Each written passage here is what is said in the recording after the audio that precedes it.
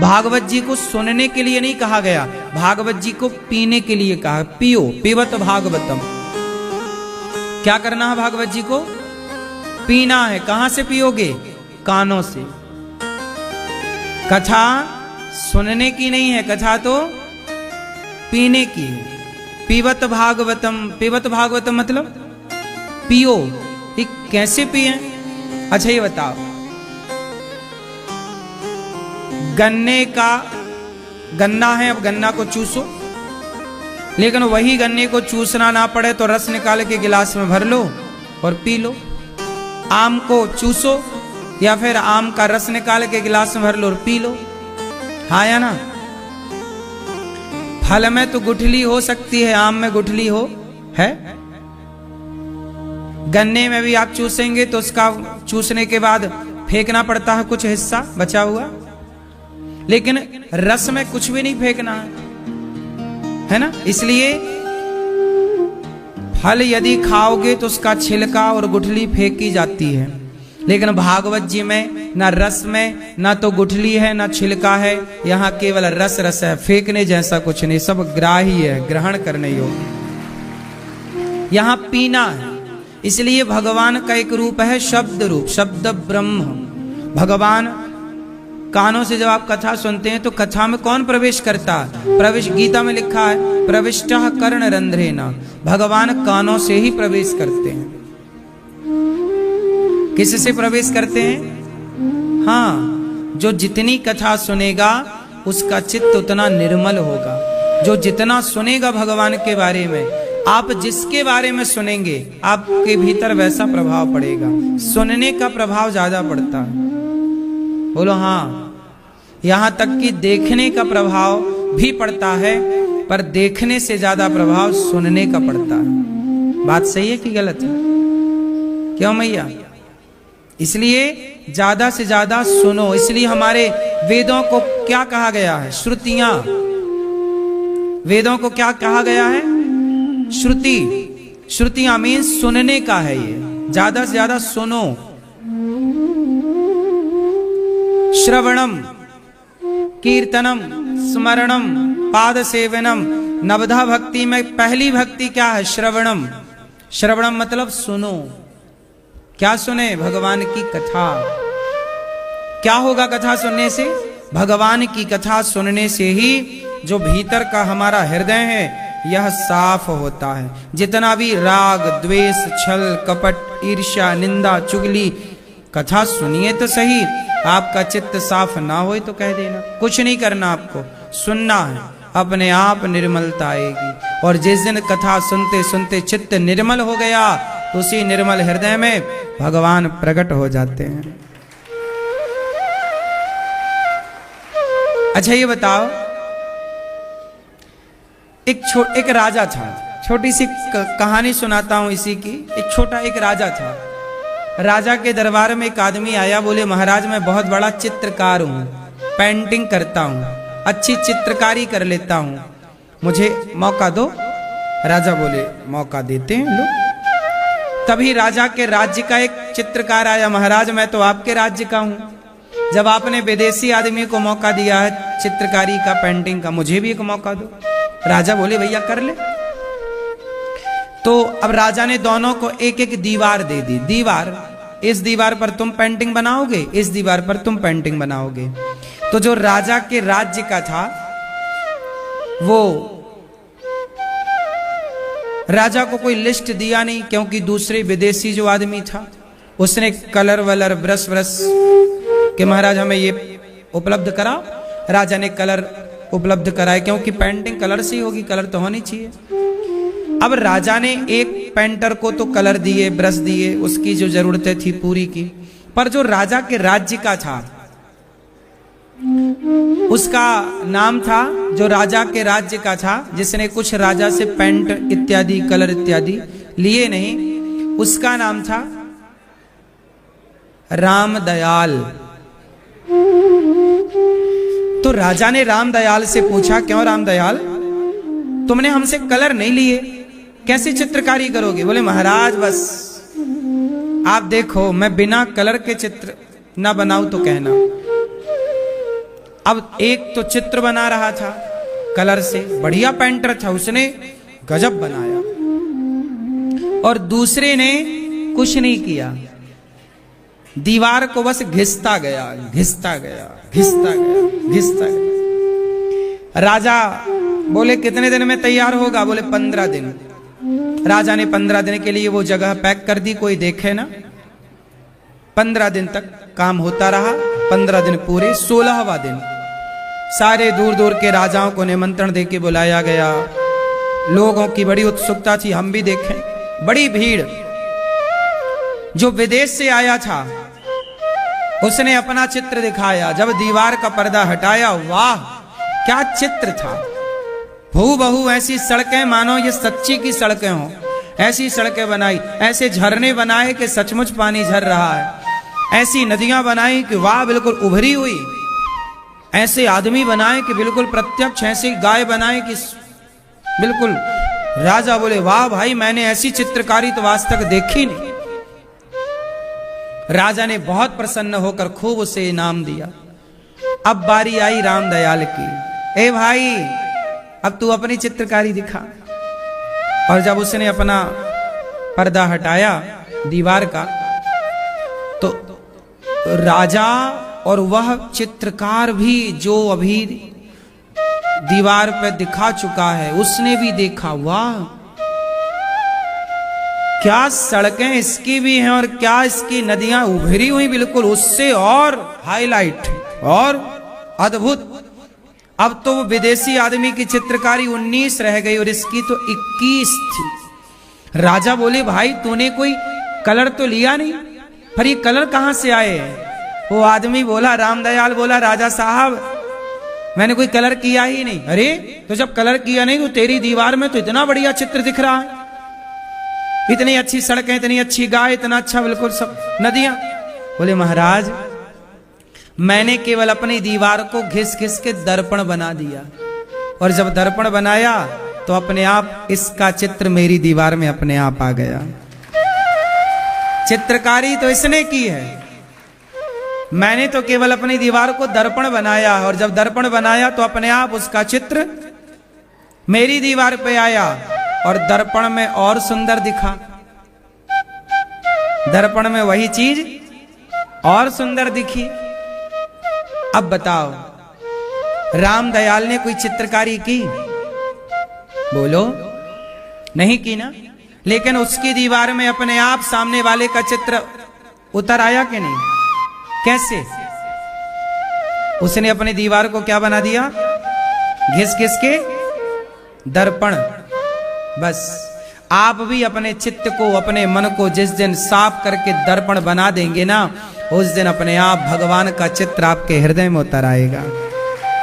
उस दिन अपने आप भगवान को बाहर ना तलाशना पड़ेगा, वो अपने आप भीतर प्रकट हो जाएगा। तुम अपने हृदय को दर्पण बना तो नहीं पा रहे हो ना, साफ कहां कर पा रहे हो? चमके वो दर्पण की तरह। निर्मल मन जन सो मोहि पावा, मोहि कपट छल छिद्र न भावा। कह तो रहे हैं स्पष्ट राम जी, तुम दर्पण बनाओ तो सही, तुम्हारा हृदय दर्पण नहीं है। आपने गीत तो सुना होगा, तोरा मोरा मन, कि तोरा मन दर्पण कहलाए। तोरा मन मोरा मन दर्पण कहलाए। ये मन दर्पण बने तो सही साहब, आज दर्पण बनता ही नहीं। भगवान तो प्रत्यक्ष हैं। आप ये बताओ, माना कि ये दर्पण है, माना कि ये दर्पण है। अब इस दर्पण में मैं अपने आप को नहीं देख पा रहा हूं, इसका मतलब है कि इसमें धूल जमी है। यदि दर्पण में धूल जमी हो तो क्या आपका चित्र नजर आएगा? बोलो नहीं ना। तो आपको क्या करना पड़ेगा? दर्पण की धूल हटानी। आप अपने हृदय के दर्पण की धूल हटाओ तो सही, अपने आप भगवान का चित्र आपके भीतर ना दिखे तो कहना धूल जमी है।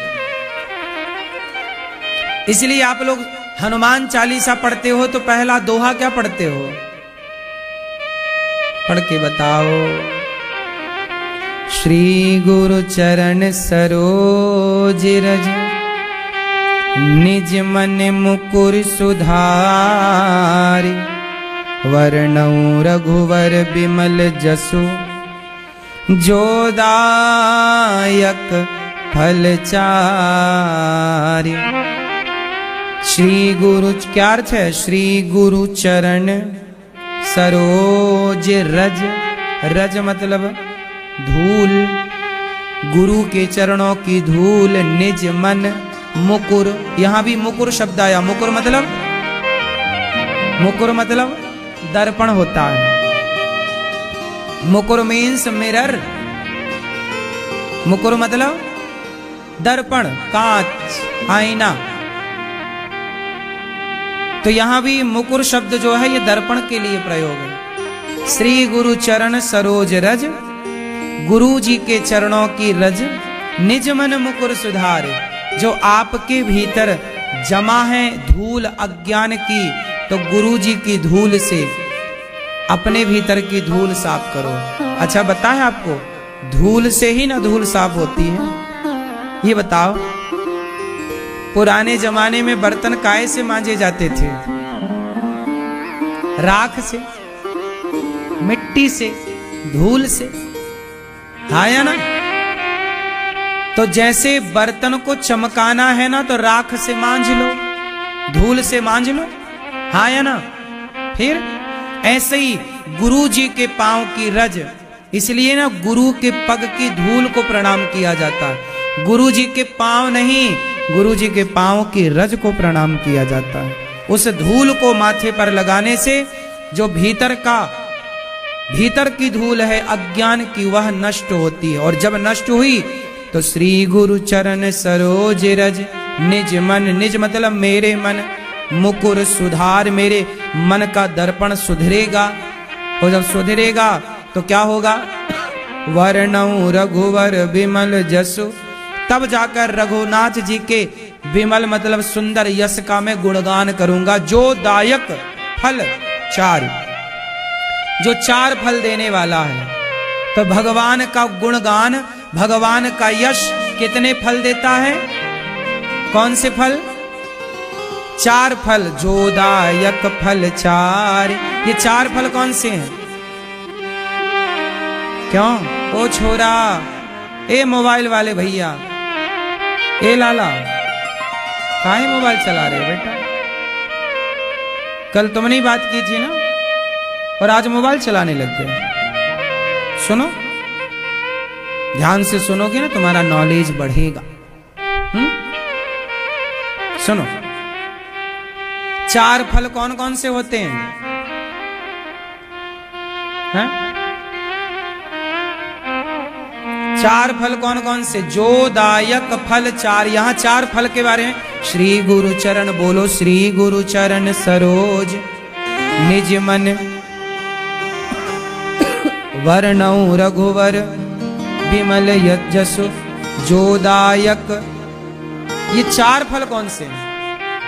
यहाँ चार फल की बात आई ना, जो दायक फल चार। आप लोग सब लोग ये पढ़ते हो ना हनुमान चालीसा, चार फल कौन कौन से हैं आप बताओ? बल बुद्धि विद्या देहु मोहि, ये फल है। बल बुद्धि विद्या, तो ये तो तीन ही हुए ना, बल बुद्धि विद्या, तो तीन हो गए। चौथा बता दो फिर। चार फल कौन कौन से हैं? हाँ, चार फल मतलब चार पुरुषार्थ।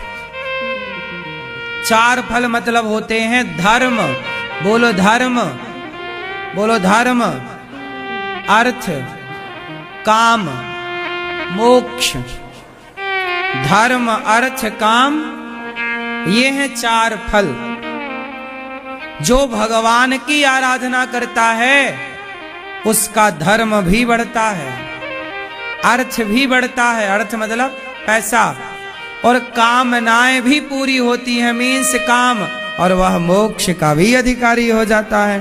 तो सुव्यवस्थित सब मिला। आजकल आदमी को क्या चाहिए? आजकल आदमी को केवल अर्थ चाहिए, अर्थ और काम। आजकल का आदमी दो चीजों के लिए पागल है, पैसे के लिए और स्त्रियों के लिए, स्त्रियां पुरुषों के लिए। काम तो आजकल दो बचा है, अर्थ और काम। जबकि अर्थ काम नहीं, पहले धर्म। आपका जीवन धर्म के अकॉर्डिंग हो, धर्म के अनुसार जियो। धर्म होगा तो अर्थ आएगा, अर्थ दूसरे नंबर पर है। धर्म अर्थ, जब धर्म से चलोगे तो क्या आएगा? अर्थ आएगा। तो अर्थ से कामनाएं पूरी होंगी, और कामनाएं पूरी हो जाएंगी। जब मन संतुष्ट हो जाएगा तो आप अपने आप मोक्ष के अधिकारी हो जाएंगे। ये सुव्यवस्थित सिस्टम से आजकल कोई चलता नहीं है। सिस्टम से चले तो धर्म भी मिले, अर्थ भी मिले, काम भी मिले और मोक्ष भी मिले। लेकिन आजकल आदमी मोक्ष सब चाहते हैं, लेकिन धर्म से चलते ही नहीं। तो बिना धर्म से चले मोक्ष तक पहुंचोगे कैसे?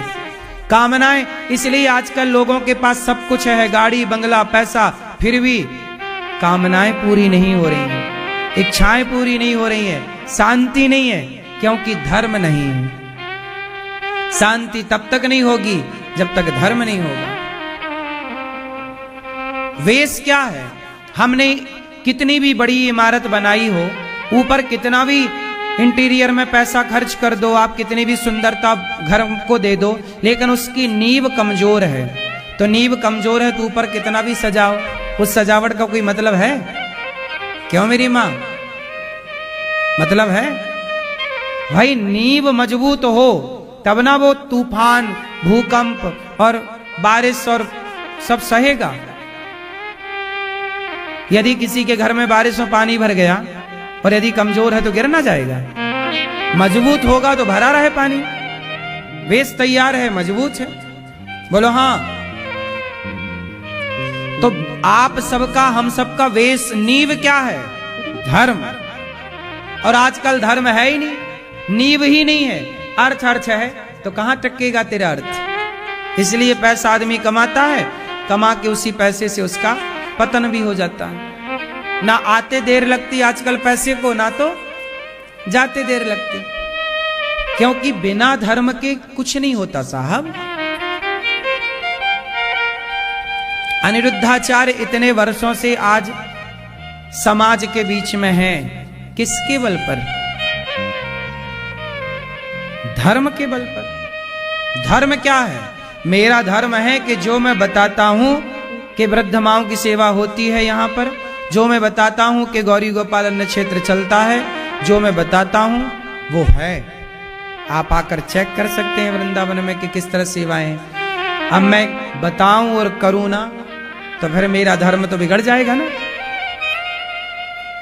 तो मैं यदि टिका हूं तो किसके बल पर? धर्म के बल पर। इसलिए धर्म मजबूत रखिए अपना। प्राण जाए पर धर्म ना जाए। हम उतना ही कहते हैं जितना करते हैं। हम गौ माता की सेवा करते हैं तो कहते हैं आप भी करो। गौरी गोपाल गुरुकुल में 150 बच्चे पढ़ते हैं तो हम आपसे कह रहे हैं कि पढ़ते हैं, आप आके चेक कर लो। यही धर्म है ना कि हम जो कह रहे हैं वो है। अब है ना और कहें तो वो अधर्म है, फिर वो क्या हो जाएगा? और अधर्म वाला व्यक्ति टिक नहीं सकता। कब तक चलेगा धर्म? बोलो, तुम्हारी बेईमानी कितने दिन चलेगी साहब? आजकल आदमी बेईमानी से तो धन्ना सेठ होना चाह रहा है ना। बिजनेस में बेईमानी, व्यापार में बेईमानी, खाने पीने की चीजों में मिलावट, बेईमानी, सब जगह बेईमानी। धर्म से चले तो लंबा चलेगा, अधर्म से चल रहा है तो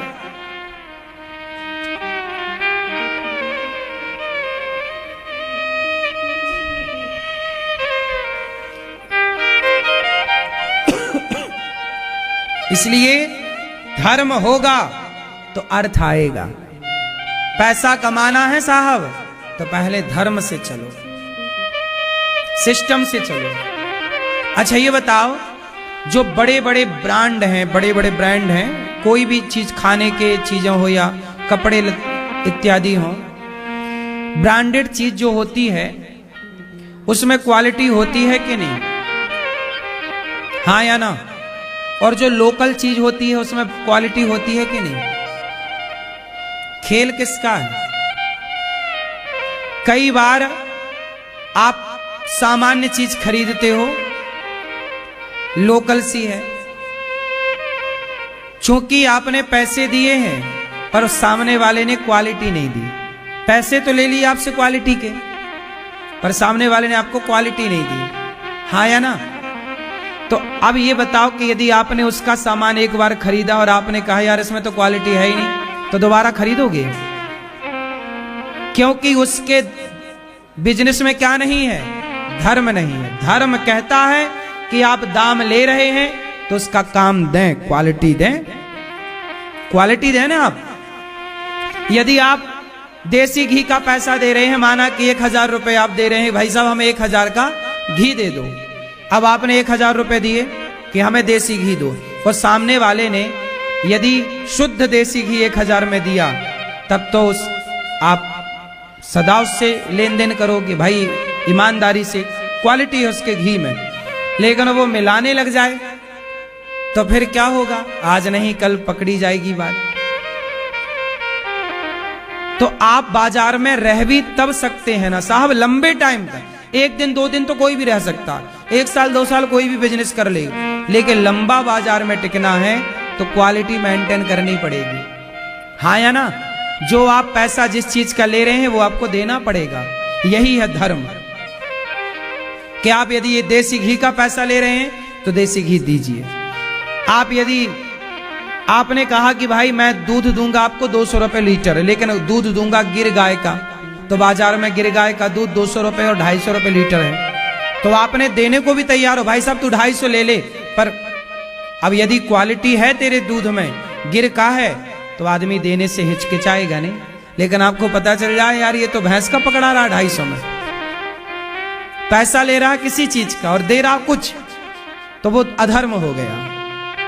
वो अधर्म कब तक चलेगा साहब? लेकिन धर्म से आप चल रहे हैं। यदि आपने धर्म को मेंटेन कर लिया कि आपने कहा कि मैं आपको ये दूध दे रहा हूं और आप वही दे रहे हैं, तो ये धर्म है। सामने वाले से आप पैसा ले रहे हैं, बता के ले रहे हैं कि भाई मैं इस चीज का पैसा ले रहा हूं, और आप वही क्वालिटी दे रहे हैं, तो सामने वाला जुड़ा रहेगा आपसे। और धन है, धर्म है, तो धन आता रहेगा।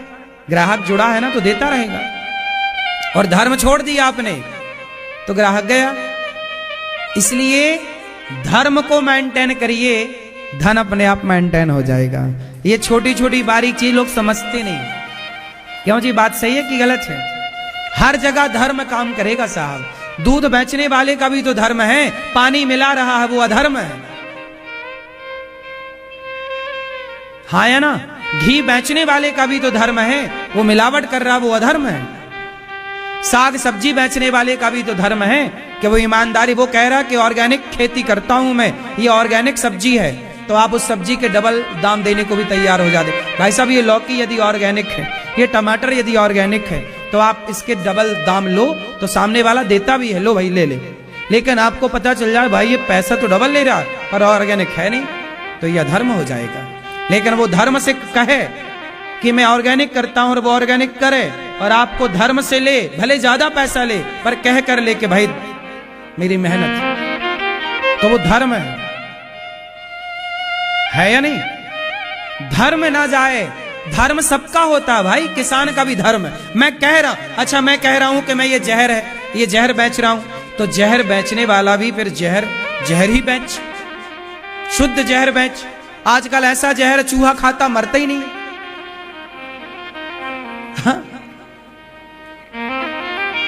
हाँ या ना?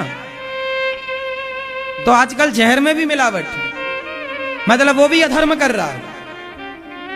क्यों जी? बात सही है। एक मैया बोली मैं सेल्फास खाई, महाराज जी मरी ही नहीं। मैंने कहा तुम ऐसी खा गई होंगी। तो ऐसे ही आजकल जहर भी खा के आदमी नहीं मर पा रहा है, मिलावट। क्यों मेरी मां? खरीदने ना चले जाना, ट्राई ना कर लेना, कह ही रहे हैं बस। तो धर्म सबका होता है। सुनार का क्या है? सुनार सोने का काम करता है। सुनार ने कहा भाई साहब मेरा सोना बिल्कुल खरा है, उत्तम कोटि का, यदि आपको विश्वास है तो आप लेते हैं। लेकिन आपको पता चला भाई साहब ये तो 18 कैरेट का सोना दे रहा था और कह रहा था कि 22 कैरेट का है। 22 के पैसे ले ली और दे दिया 18 का। अधर्म हो गया कि नहीं? आपने कहा कुछ किया कुछ। साहब, इससे आपने समाज में भी इनाम खराब किया और ईश्वर के घर भी आप दंड पाएंगे, क्योंकि आपने किसी के साथ छल किया है। हमने तो विश्वास किया था ना आपके। हम तो जानते नहीं है कि 18 कैरेट क्या होता है और 24 क्या होता है और 22 क्या होता है। हमने तो सुना है, हम नहीं जानते 18 कैरेट क्या है। और हमने सुना है कुछ आभूषण 18 कैरेट के होते हैं, कुछ 22 के होते हैं, सुना है। लेकिन हमने तो आप पे विश्वास किया ना। आपने कहा महाराज जी 18 कैरेट का है, देखो सील लगी, हमने ले लिया। लेकिन वो 15 कैरेट का था, मिलावट ज्यादा थी। तो आपने हमारे साथ क्या किया? बोलो, छल किया। और भगवान क्या कहते हैं? मोहि कपट छल छिद्र न भावा। छल यदि आप किसी के साथ कर रहे हैं तो दंड के भागीदार आप हैं। आज का आदमी इसलिए तो परेशान है क्योंकि हर जगह बेईमानी है। अरे ईमानदारी से तुम कमाओ तो अचार रोटी ही तो खाओगे, लेकिन खाओ अचार रोटी, खाओ नमक रोटी ईमानदारी की। बेईमानी के 56 भोग खाने वाले बीमार पड़े हैं, परेशान हैं। लेकिन ईमानदारी से पैसा भले कमाएगा पर वो सुकून देगा, शांति देगा, वो पैसा टिकेगा, क्योंकि धर्म से आ रहा है। मैं जो कह रहा हूं वो है। ये अनिरुद्धाचार धर्म से चलता। ये दास अनिरुद्ध कह रहा है कि गौरी गोपाल आश्रम में सेवा होती है, वृद्ध माएं रहती हैं, उनको दवाई भोजन मिलता है, अखंड रसोई चलती है। जो कहता हूं वो है, मैं धर्म से कार्य कर रहा हूं। क्यों जी? क्योंकि मुझे भी भगवान को जवाब देना है। आप लोग पैसा देते हो, महाराज जी 11,000 ले लो, आप संतों को अन्नदान कर देना। आप लोग देते हो। अब बताओ, आप लोग पैसा देते हो, सवेरे से हजारों संत आते हैं, भोजन उनको बांटा जाता है, तो आपका पैसा जब सेवा में लगेगा तब ना वो धर्म हुआ। यदि मैं पैसे न लगाऊं, रख लूं, तो मेरे से क्या हो जाएगा? अधर्म हो जाएगा। और उस अधर्म का हिसाब फिर मुझे ईश्वर को देना पड़ेगा। शायद आप तो हिसाब ना भी मांगो, लेकिन ईश्वर को तो देना ही पड़ेगा। तो मैं ना आपकी नजर में बेईमान होना चाहता, ना भगवान की नजर में बेईमान होना चाहता, क्योंकि बेईमान तो बेईमान है, चाहे वो आपकी नजर का हो या ईश्वर की नजर का। इसलिए दास अनिरुद्ध जितना कहता है उतना आप लोग अन्य क्षेत्र बंटवाते हो, तो आप खुद आओ, अपने हाथ से बांटो।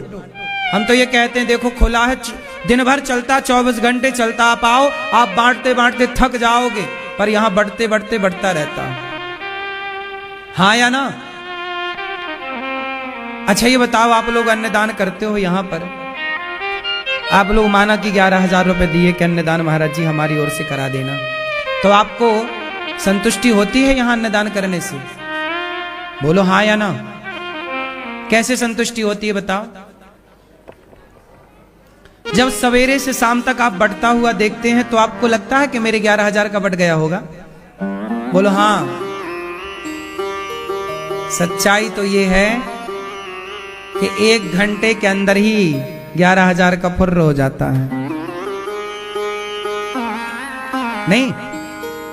अब ये बताओ कि 1 घंटे में यहां पे लंबी लाइन लगी रहती है। अब 30,000 लोग भोजन करते हैं, ये लगभग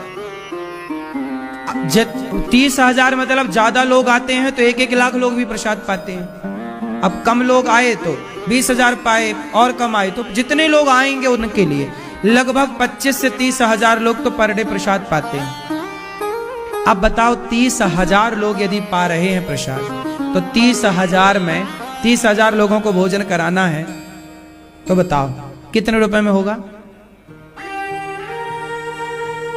बोलो बोलो।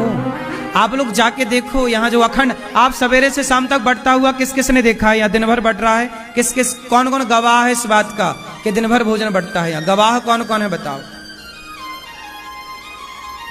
आप सब गवाह हैं, बढ़ता है दिन भर। अब बताओ, दिन भर बढ़ता है और दिन भर सबको भरपेट मिल रहा है, तो कितने का बढ़ता होगा रोज? बोलो। नहीं ना?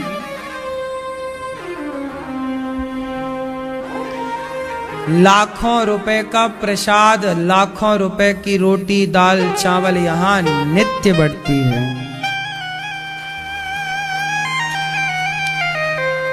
अब ये समझिए कि शुद्ध देसी घी एक टीन कितने का आता है?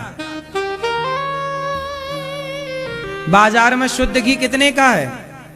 लगभग 800 रुपए का, 800 से 1000 के बीच का है। देसी घी के 3-4 टीन रोज केवल रोटी चुपड़ने में खर्च होता है। 3-4 टीन केवल घी रोटी चुपड़ने में लगता। अब 4 टीन घी कितने का हुआ ये देख लो। ये केवल घी है चुपड़ने वाला रोटियों में, रोज का घी। और ज्यादा लोग आए तो फिर 6 टीन भी रोज लगता है। सामान्य दिनों में 3-4 टीन घी। एक टीन में लगभग 15 किलो से ज्यादा ही होता होगा कि 15 किलो होता है? एक टीन में कितना होता? 15 किलो। अब सोचिए कितना घी चुपड़ा जाता है रोटी में। अब 800 रुपए का हिसाब भी लगाओ तो 15 किलो कितना हुआ? एक टीन है। फिर 15 तिया करो, 15 दूने 30 तिया 45 किलो घी रोज चुपड़ा जाता है रोटी में। देसी घी ये रोज का है। ये रोटियां आती हैं 30,000 लोग, 1 घंटे में 4000 रोटी निकालती है मशीन। हाथ के बस की नहीं है।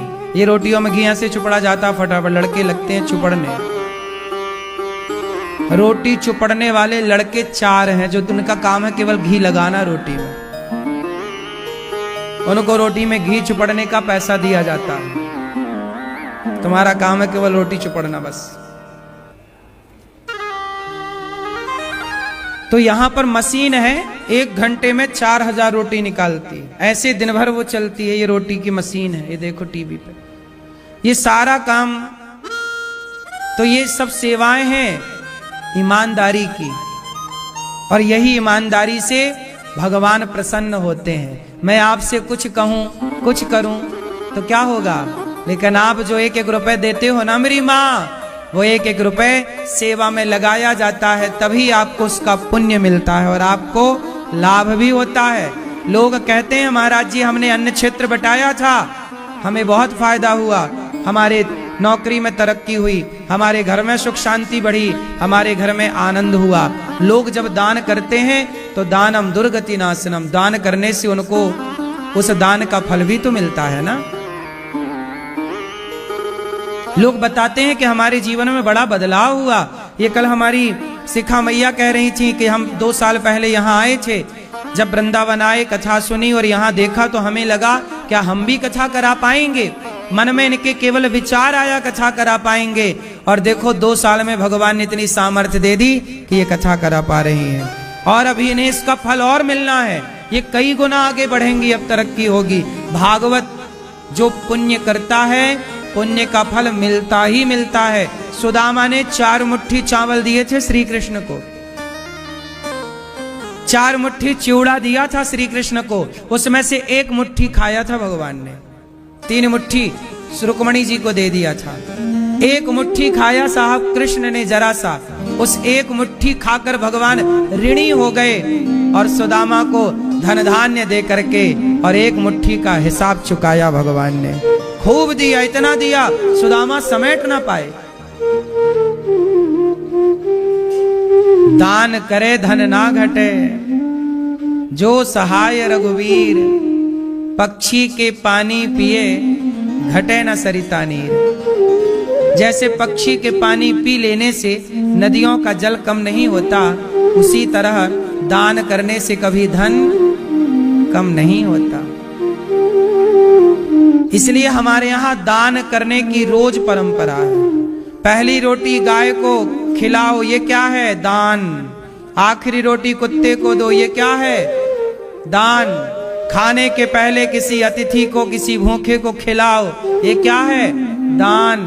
हाँ, हम अतिथि देवो भव कहते हैं, हम खाने से पहले किसी को खिलाते हैं। और गौरी गोपाल का नियम है, ये दास अनिरुद्ध भोजन करता है ना मेरा नियम है कि जब तक हजारों साधु संतों भक्तों को भोजन करा ना दूं तब तक भोजन नहीं करूंगा। हजारों को पहले भोजन कराता हूं फिर भोजन करता हूं। ये मेरा नियम है। बिना भोजन कराए भोजन नहीं होता। मैं भोजन करने बैठता हूं जब उस समय तक गौरी गोपाल में हजारों लोग प्रसाद पा चुके होते हैं। हजारों को जब तक खिलाऊं ना खाने में मजा नहीं है। क्यों मेरी मां? तो दानम दुर्गति नाशनम। आप लोग दान करते हैं। गौरी गोपाल अन्न क्षेत्र वृंदावन में तो चल ही रहा है। प्रयागराज जी में कुंभ चल रहा है। करोड़ों भक्त कुंभ श्रद्धा से डुबकी लगाने आ रहे हैं। उस कुंभ में भी गौरी गोपाल अन्न क्षेत्र चल रहा। आप सबके सहयोग से वहां भी भरपेट भोजन मिल रहा सबको। यही है दान। कमाओ बहुत सारा पर कमा कमा कर किसी भूखे की भूख मिटाओ, किसी के काम आओ। इससे क्या होगा? तुम्हारा धन डबल होता चलेगा। भगवान लक्ष्मी क्या करती हैं? लक्ष्मी वहीं रहती है जहां धर्म होता है, और किसी भूखे को भोजन कराना धर्म है। तो आप कहते हैं धर्म अर्थ काम मोक्ष। तो किसी भूखे को भोजन कराओ।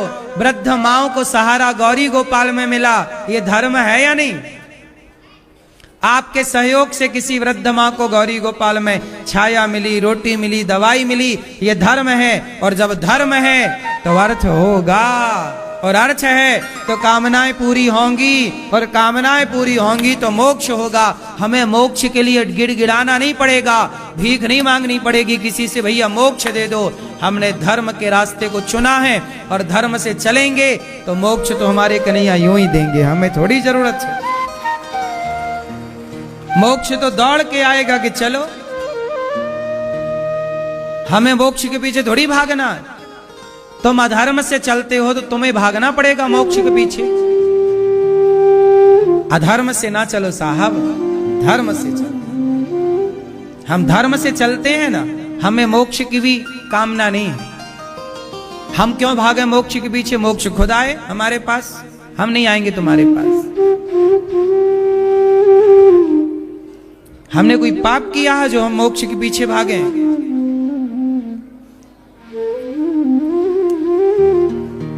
धर्म करोगे कल्याण जरूर होगा। धर्मो रक्षति रक्षिता। जो धर्म की रक्षा करता है तो धर्म भी उसकी रक्षा करता है। आप धर्म से चलो तो सही। आजकल लोगों ने रास्ता बदल दिया, धर्म छोड़ दिया, अधर्म। अधर्म नहीं टिकेगा, नहीं ना, ये सफल नहीं होगा। ये अधर्म कभी सुकून नहीं दे सकता, शांति नहीं दे सकता। ये अधर्म कभी आने वाली पीढ़ी को फल नहीं सकता। आने वाली पीढ़ी को क्या फलता है? धर्म।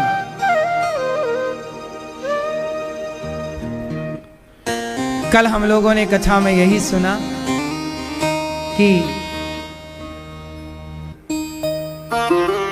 भगवान ने गिरिराज जी को उठाया, फिर गिरिराज जी को स्थापित किया। भगवान ने सदा धर्म का पाठ पढ़ाया है।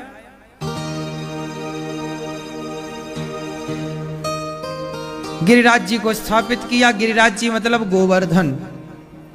भगवान गोवर्धन मतलब गाय की रक्षा करने का संकल्प दिला रहे हैं सबको। आज गाय बड़ी संकट में है। आज हमारे भारत में सोचिए, हमारा पड़ोसी देश है नेपाल। नेपाल में गौ हत्या नहीं होती, पता है आपको? नेपाल में गाय को राष्ट्र पशु का दर्जा मिला हुआ है। राष्ट्रीय पशु है गाय नेपाल में, लेकिन हमारे देश में गाय को राज्य माता का दर्जा भी नहीं देने चाहते कुछ लोग। बताओ, गाय की हत्या, आप कितने लोग गाय को माता मानते हो? मानते हो? जब गाय तुम्हारी माता है तो तुम्हारी माता की हत्या हो जाए तुम्हें स्वीकार है? तुम शंकर जी के मंदिर में जाते हो, नंदी महाराज मिलते हैं, हाँ या ना? गाय का बछड़ा है नंदी, गाय का बेटा है नंदी। जब नंदी गाय का बेटा है तो वो नंदी बूचड़ खानों में कट रहा है, जिस नंदी की तुम पूजा करते हो, जो नंदी के बिना शंकर जी का मंदिर अधूरा है। नंदी के बिना शंकर जी का मंदिर अधूरा है। वो नंदी जो शिव के मंदिर को पूरा करता है, वो गाय जो आपकी गृहस्थी को पूरा करती है, दूध से, दही से, छाछ से, लस्सी से, पनीर से, घी से। आज वो गाय क्या कहे, वो बोल पाती तो बोलती गाय कि भाई तुम मुझे माता कहते हो पर मुझे कटवाते हो बूचड़ खानों में, कत्ल खानों में। कोई नेता गाय के पक्ष में बात नहीं करता देश में। किसी को क्या पड़ी है? गाय कट रही है, गाय मर रही है तो मर रही है, किसका क्या जा रहा है? लेकिन हमारे देश के साधु संत बेचारे रो रहे हैं, परेशान हो रहे हैं, नेताओं से प्रार्थनाएं कर रहे हैं, भैया हमारी सुन लो, गाय को राज्य माता, राष्ट्र माता का दर्जा दिला दो, गाय को राष्ट्र माता का दर्जा दिलाओ। जब राष्ट्रीय पशु, राष्ट्रीय पक्षी मोर हो सकता है, भारत का राष्ट्रीय पक्षी क्या है बोलो? जब भारत का राष्ट्रीय पक्षी मोर हो सकता है, जब गांधी जी राष्ट्र के पिता हो सकते हैं बिना कुछ किए, तो गाय तो सबके पुरखों को दूध पिलाई है, तो राष्ट्र माता गाय नहीं हो सकती है? गांधी जी पिता बने बैठे जबरदस्ती।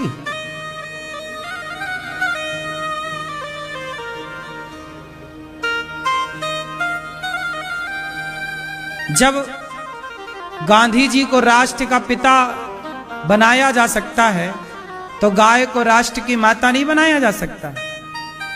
बोलो भाई, गाय राष्ट्रीय मां बनने के योग्य है या नहीं है? क्यों है? क्या विशेषता है? हम सनातनी हैं साहब, हमारी कोई भी पूजा गाय के गोबर से जब तक लीपा ना जाए तो यज्ञ नहीं होता। जब तक गाय के गोबर से लीपा ना जाए तब तक कोई भी यज्ञ नहीं होता। गाय के गोबर से ही गौर गणेश बना के पंडित जी पूजा कराते हैं, गोबर से गौर गणेश, हाँ या ना? गाय का गोबर लीपा पोती में काम आता है, यज्ञशालाओं में। पहले तो आंगन घर के सबके घर में गाय के गोबर की लिपाइयां होती थी, हाँ या ना? चूल्हा सबका गाय के गोबर से लीपा जाता था। गाय के दूध से जब तक खीर ना बनाई जाए तब तक यज्ञ की अंतिम आहुति नहीं होती, पता है आपको? गाय की अंतिम आहुति, यज्ञ की अंतिम आहुति किसकी होती है? गाय के दूध से बनी खीर। जब दशरथ जी ने खीर का हवन किया तब वही खीर लेकर यज्ञ भगवान प्रकट हुए, और उसी खीर को खाने से राम लक्ष्मण भरत शत्रुघ्न का प्राकट्य हुआ। ये वही खीर है।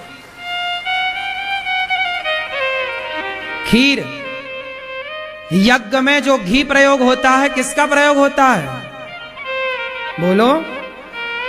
भैंस के घी से यज्ञ नहीं हो सकता, बकरी के घी से यज्ञ की अनुमति नहीं हो सकती। वेद कहते हैं कि गाय के दूध से ही, गाय के घी से ही यज्ञ होगा।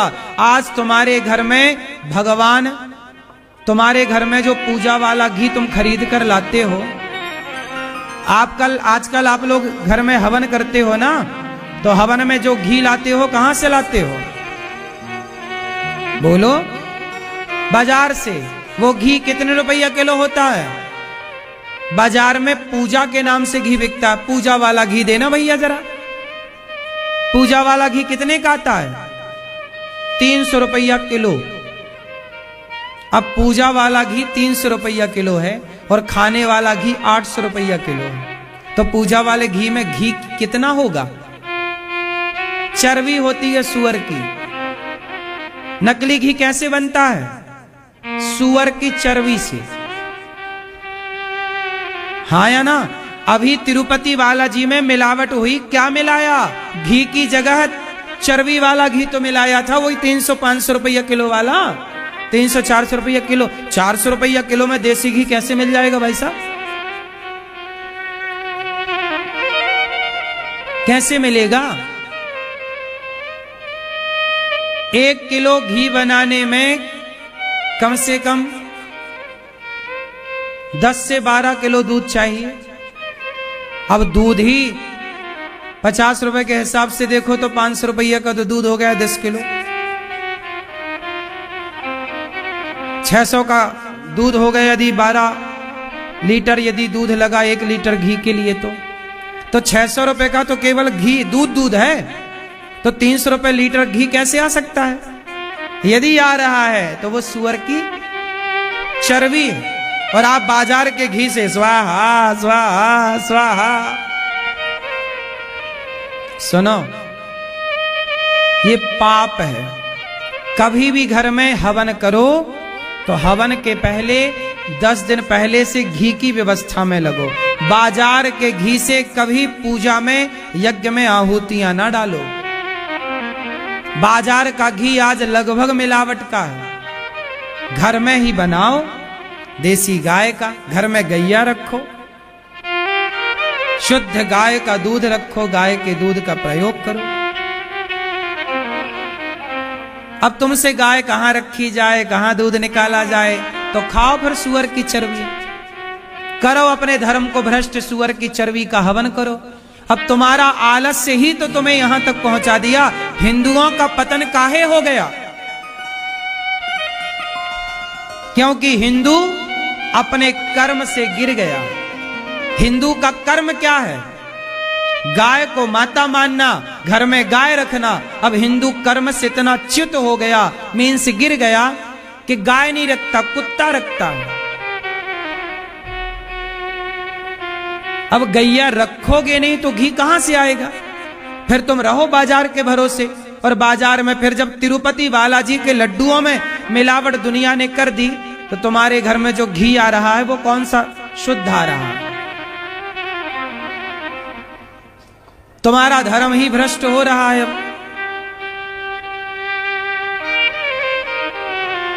गाय को सरकार पता नहीं कब राष्ट्र माता का दर्जा देंगी।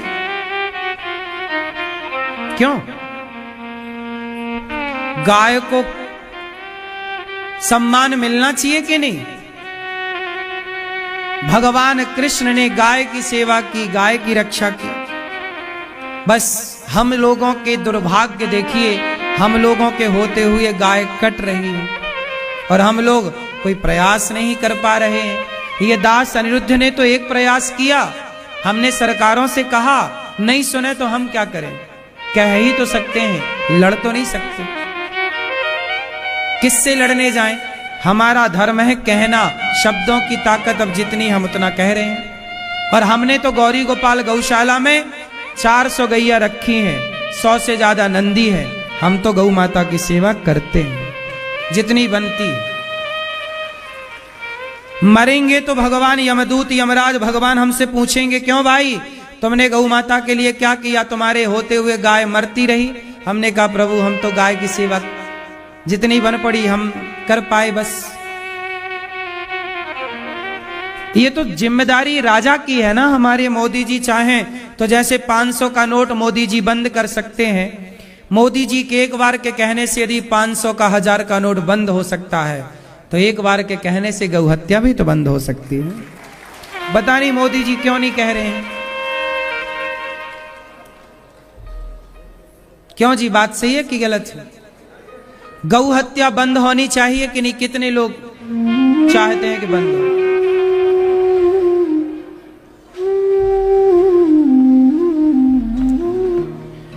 इसलिए गाय के लिए थोड़ा सा प्रयास आप लोग किया करो। क्या प्रयास कर सकते हैं आप लोग बताओ? आपका जो नेता है, अपना विधायक, आपके सांसद जी के साथ आप सांसद जी के साथ फोटो खिंचाते हो, विधायक के साथ फोटो खिंचाते हो। एक बार दबाव तो बनाओ। भारत की आम जनता चाहती नहीं कि गौ माता को राष्ट्रमाता बनाया जाए या गाय की हत्या बंद हो। यदि तुमने दबाव बनाया होता नेताओं को कि भाई हम तुम्हें वोट तब देंगे जब गाय के लिए तुम बात करोगे। आज कौन नेता गाय की बात कर रहा, जरा एक का नाम बताओ। इतने सारे सांसद हैं हमारे देश में, लगभग कितने 500, लगभग 400-500 हैं। कितनी सीट है भाई? 400, 545 लगभग। जो भी हो, हम राजनीति का ज्ञान रखते नहीं है। हम तो बस ये कहते हैं जितने सांसद हैं लगभग 545 के लगभग जो भी हैं, इन सांसदों में 500 से ज्यादा सांसद हैं इस देश में। एक भी सांसद नहीं कहता वहां पर कि गाय को राज्य माता का, राष्ट्र माता का दर्जा दो। वो तो मैं बंबई कथा करने गया तो वहां कथा में वहां के मुख्यमंत्री आए, एकनाथ शिंदे जी, पूर्व मुख्यमंत्री। उन्होंने कथा सुनी और कथा सुन के उन्होंने गाय को राज्य माता का दर्जा दिलाया। पहली बार किसी मुख्यमंत्री ने गाय को राज्य माता का दर्जा दिया और वो मुख्यमंत्री है एकनाथ शिंदे जी, महाराष्ट्र के। आज तक के सारे मुख्यमंत्रियों में सबसे बढ़िया काम एकनाथ शिंदे जी ने किया, गाय को राज्य माता का दर्जा दिलाया। बाकी कोई सुनता ही नहीं। अब लड़े किससे ये बताओ? आप लोग कितने लोग अपने विधायक सांसद से कहोगे भाई गाय को, थोड़ा गाय के बारे में भी बात होनी चाहिए कि नहीं इस देश में? टीवी पर इतनी डिबेट होती है, टीवी पर इतना खौ खौ खौ खौ भाव भाव चलता रोज न्यूज चैनलों पर, हाँ या ना? एक भी डिबेट गाय के ऊपर नहीं होती। बोलो हाँ। मतलब नेता चाहते ही नहीं कि गाय की हत्या बंद हो।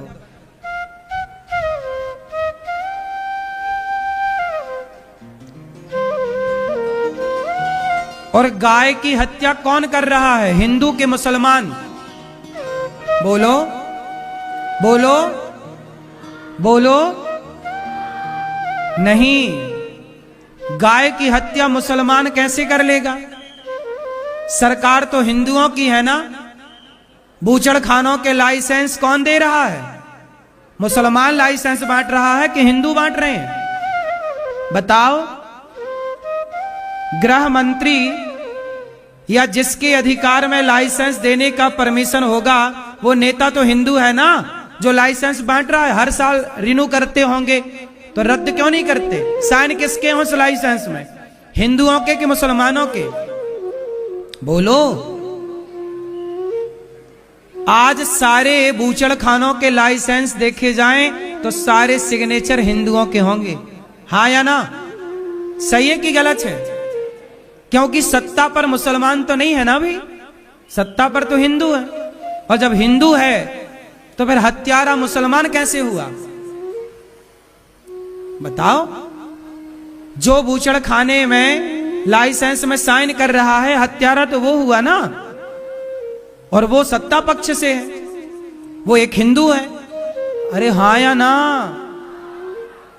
कहीं ऐसा तो नहीं कि तुम्हारा वाला नेता साइन कर रहा हो?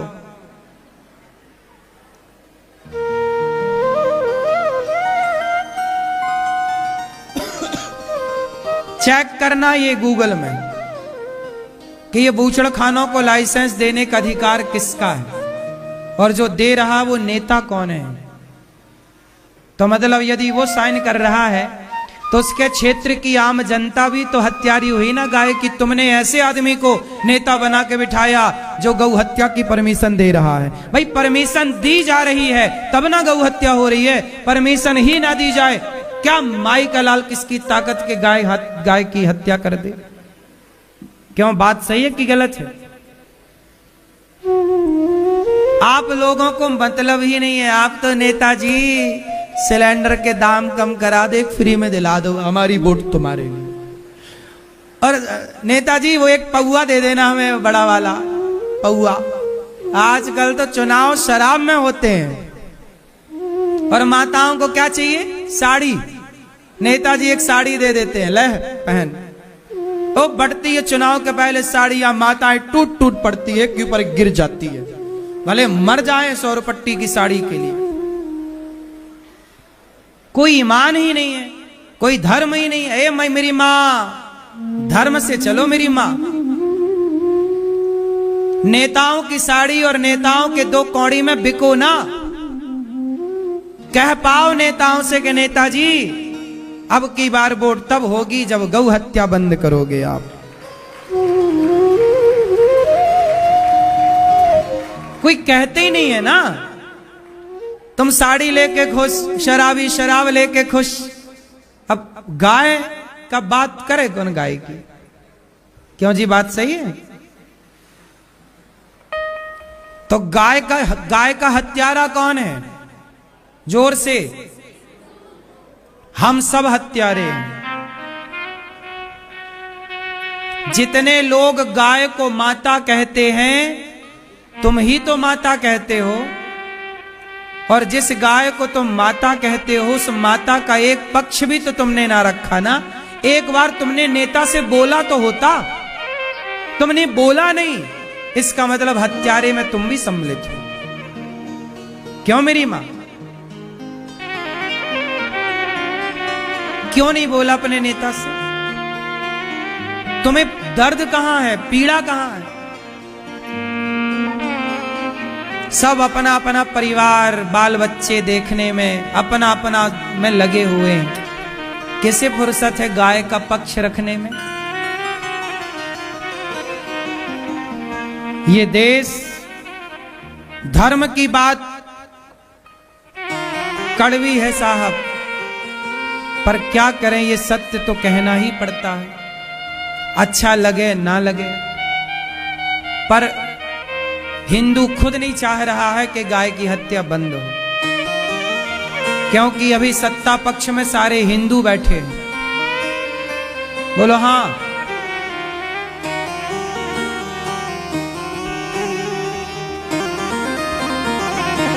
हर जगह हिंदुओं की सरकारें हैं, मुख्यमंत्री हिंदू, प्रधानमंत्री हिंदू, गृह मंत्री हिंदू, सारे हिंदू। तो कर लो ना गैया को।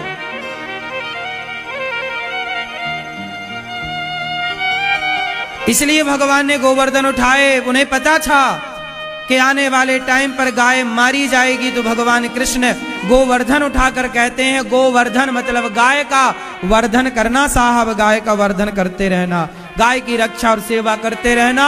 और गौचर भूमि गोवर्धन में चरती थी, तो गौचर भूमि को हाथ पर रखना, वरना सड़क पर खड़ी होने के लिए गाय मजबूर हो जाएगी। आज गाय सड़कों पर क्यों है? क्योंकि जो गौचर भूमि है उस पर कब्जा कर लिया लोगों ने, कहीं गौचर भूमि नहीं। तो अब गाय जाए कहां?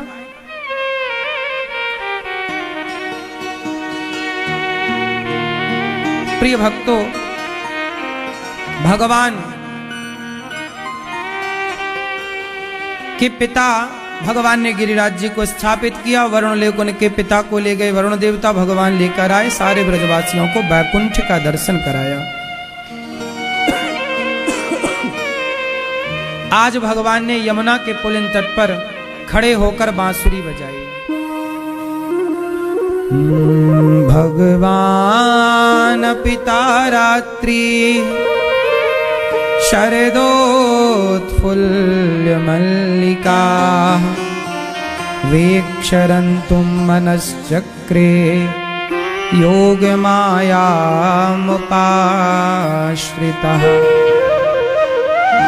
भगवान पिता रात्रि शरदोत्फुल्ल मल्लिका। आज वह रात्रि आ गई जिस रात्रि का गोपियों को बड़ा इंतजार था। आज भगवान ने अधरों पर बांसुरी रखी और बांसुरी बजाई। आज भगवान ने बांसुरी बजाई और गोपियों को पुकारा, राधा, ललिता, विशाखा, चंपकलता, तुंग विद्या, सुदेवी आओ। आज भगवान गोपियों के साथ रास रचाना चाहते हैं। क्या रचाना चाहते हैं? रास। आज भगवान रास रचाएंगे गोपियों के साथ। ये गोपियां कौन हैं? भगवान बांसुरी बजाते हैं तो गोपियां काम धाम छोड़ छोड़ कर दौड़ती हैं कृष्ण की ओर। दुहंत्यो भिययो काश्चित, गाय दोहना छोड़ दिया गोपियों ने, दौड़ पड़ी श्री कृष्ण की ओर।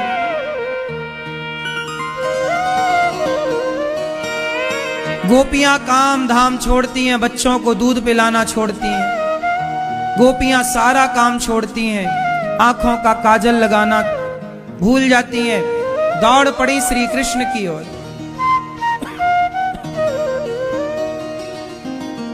सारी गोपियां दौड़ रही हैं कृष्ण।